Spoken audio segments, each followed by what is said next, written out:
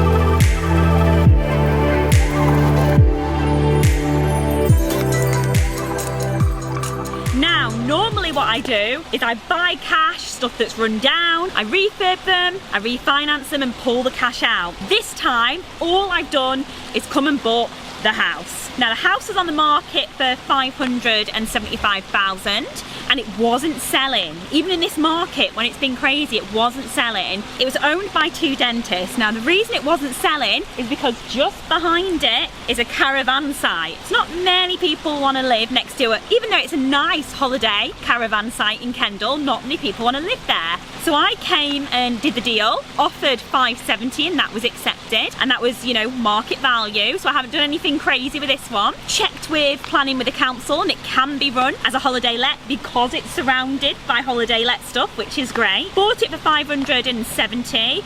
I think we spent about $60,000 on furniture and a small refurb, and then we've done furniture finance and got that money back. So all I've basically left in this property is my deposit and my stamp duty. Now this property is being rented out around £700 to £1,000 per night. It's 5 bedroom and it sleeps 10. So what was really important to us is the communal outside area for people to sit with a family, have a glass of wine, kids can play. This brook is gorgeous. On nicer days you see children paddling in it and things and having fun, so we like this. It's got great parking, so around the sides it can park 1, 2, 3, 4 cars, which was important to us. The other thing as well is because of where it is with the static caravan, we were able to utilise the garage and put a bit of a games room.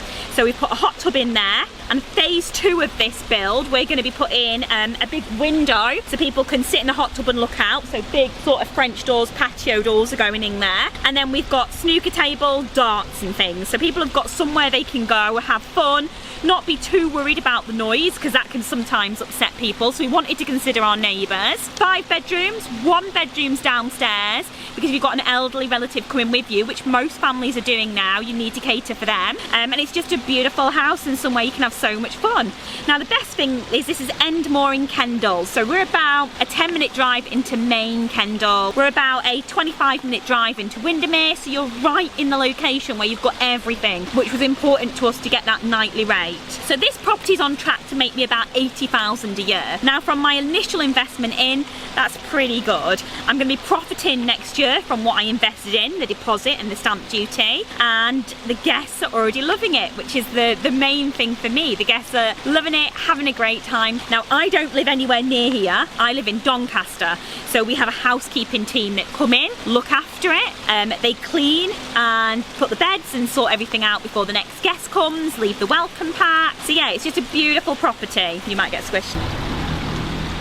The deposit for this was $142,000. With it making $80,000 a year, I'm profiting by next year, and it's a great place to put my money because this is one of the challenges for me now. My properties are creating quite a lot of cash, and I don't want it sat in the bank because the bank's giving me rubbish interest, inflation's going up, so I want my money out being used. Now I bought this beginning of this year. Property prices in this area last month went up about 8.5%. So it's a great place to put my money, and it's a great place for holiday makers to come and enjoy as well. Now it's not occupied all the time because it's our first season, and what's really important is a first season is you get the reviews. So you need 5 reviews for it to rank. You need people come in. So next season, next year is going to be our biggest season. So this year we're just focusing on making sure it's right, listening to the feedback from guests. We've had 1 or 2 small feedbacks of stuff that we didn't consider because we don't live here. Like there's a gate that goes down to the brook, and the guest said, well, you really want to put a lock on there because if my kids got out, we're like, that's a great idea. So we'll put something which doesn't allow kids to go there and,